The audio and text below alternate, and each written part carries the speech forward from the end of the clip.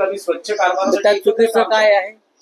महापालिकेत जर भ्रष्टाचार सुरू असेल आणि तो मुख्यमंत्र्यांच्या निदर्शनास आणला असेल आणि मुख्यमंत्र्यांनी त्याच्यावर कारवाई करून ते थांबवलं असेल तर अशा प्रसंगामध्ये मुख्यमंत्र्यांचं स्वागत करावंच लागेल किंवा सत्ताधाऱ्यांचं स्वागत करावंच लागेल.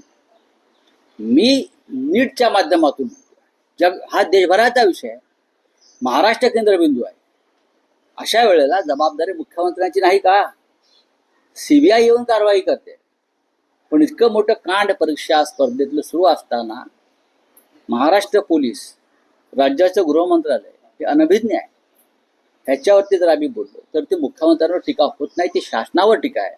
मुख्यमंत्र्यांनी मुंबई महानगरपालिकेतला रक्तपेढ्या, रुग्णालय यांचं खाजगीकरण जे चाललं होतं, विक्री, त्या संदर्भात आदित्य ठाकरे आणि आमचे आमदार मिलिंद नार्वेकर यांनी जो हा त्यांच्यासमोर ही भूमिका मांडली आणि मुख्यमंत्र्यांनी हा महापालिकेतला भ्रष्टाचार थांबवला. हे त्यांचं काम आहे, त्यांनी केलं, त्याचं कौतुक केलं पाहिजे, अभिनंदन करावंच लागेल.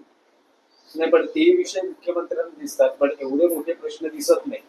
हा एक मुद्दा आहे ना. सुधार समिती असं आहे की शिंदे शिवसेनेकडे असतं असं म्हटलं जातं. महापालिकेतलं हे शह काटशाचं राजकारणही आहे. मग ते चांगलं आहे ना, तर चुकीचं काय? या महाराष्ट्रातून शिंदे गट नावाचा जो प्रकार आहे तो पूर्णपणे नेस्तनाबूत करण्याचा चंग तो राज्याच्या मुख्यमंत्र्यांनी बांधला असेल अनेक माध्यमातून. आता आपण पाहिलं असेल विधान परिषद निवडणुकीत सुद्धा भाजपचा कसा वरचष्मा आहे काय. तर आम्ही मुख्यमंत्र्यांच्या पाठीशी उभे राहू. ही घाण आहे, ही कीड आहे बेईमानीची. ती जर दूर होत असेल आणि त्यांचा भ्रष्टाचार, हे सरकार भ्रष्टाचारातून आलेलं आहे शिंद्यांचं, तर आम्ही त्यांचं स्वागत करू. बोला. काल दिवसभर आपण पाहिलं तर सगळे अनेक मंत्री दिल्लीला गेले होते, अमित शहाची भेट घेतात. दोन्ही जे पक्ष महायुतीमधील ते विधान परिषद जागा आपल्याकडे कशी जास्त घेता येईल याचा प्रयत्न करते. भाजप अनेक ठिकाणी शिंदेना दाबण्याचा देखील प्रयत्न करते. ठाण्यात देखील अनेक त्यांचे खासदार हे बहुजन विकास आघाडीच्या नेत्यांची भेट घेत आहेत. चुकीचं आहे ते. बघा, शिंदेना दाबण्याचा प्रयत्न होतोय हा तुमचा जो स्टेटमेंट आहे, शिंदे आधीच गुदमरलेले आहेत. या सरकारमध्ये शिंदे आधीच गुदमरलेले आहेत. मुख्यमंत्री जे सांगतायत शिंदे माझे मित्र आहेत, शिंदे माझे सहकारी आहेत, शिंदे आमचे नेते आहेत, जे देवेंद्र फडणवीस यांना ओळखतात त्यांना फडणवीसांचे संकेत व्यवस्थित कळतात. कळलं?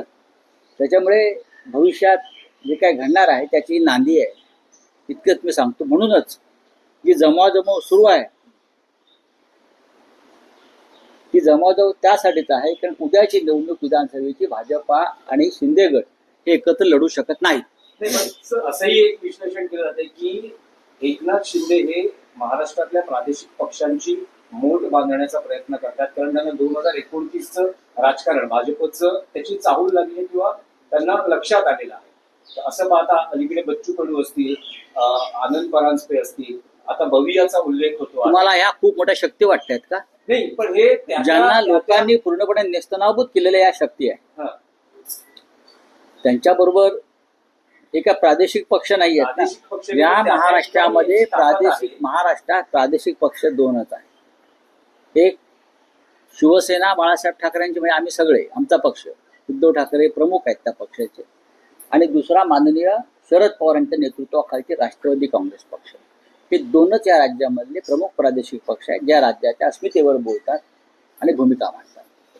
आणि बाकी जे काय चाललंय सध्या चणे फुटाणे गोळा करण्याचं काम, बरं का, चालतो. तुमच्या भाषेत त्याला चकना म्हणतात ना.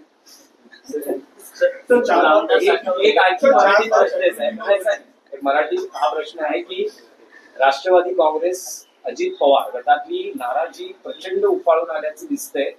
बैठकीतच पडसाद उमटलेले आहेत. शेतकरी प्रफुल्ल पटेल मी इतकं सांगेन, बघा, तुम्ही मला स्पष्ट विचारायला सांगेन, अजित पवारांचा राष्ट्रवादी काँग्रेस हा संपलेला आहे.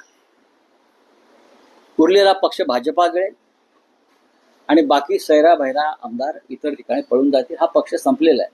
हे मला दुर्दैवाने म्हणायचं वाटतंय. अजित पवार यांना मूळ पक्षातून दूर काढण्याचं काम प्रफुल्ल पटेल, धनंजय मुंडे, सुनील तटकरे यांनी केलं. हे शरद पवार साहेबांचं मत होतं. अजित पवारचं डोकं फिरवणारी ही माणसं आहे, बरोबर आहे. आता त्यांचं डोकं फिरलं काय चाललंय ते पाहून त्याच्यामुळे हा पक्ष भविष्यात फार काळ राहील असं माझं मत नाही. हा पक्ष राहणार नाही, शिंदेचाही पक्ष राहत नाही. सर, शिंदेमधील आमदार आठवले भाजपला आरसा दाखवलेला हा? आहे की केंद्रीय मंत्री रामदास आठवले यांनी भाजपला आरसा दाखवलेला आहे. ज्या प्रकारचं आपण मुसलमान की पाहिलं औरंगजेबची औलाद नसून ते आपलेच आपलेच लोक आहेत.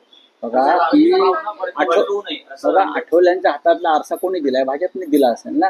आठवल्यांकडे स्वतःचं काय आहे? काही नाहीये. बोला. सर, 4 बार पेट्रोल कीमत बढ़ गई, इससे पानी की किल्लत हो रही है। पानी की कल ही प्रधानमंत्री ने एक मार्गदर्शन किया है देश की जनता को कि देश में गर्मी बहुत बढ़ रही है,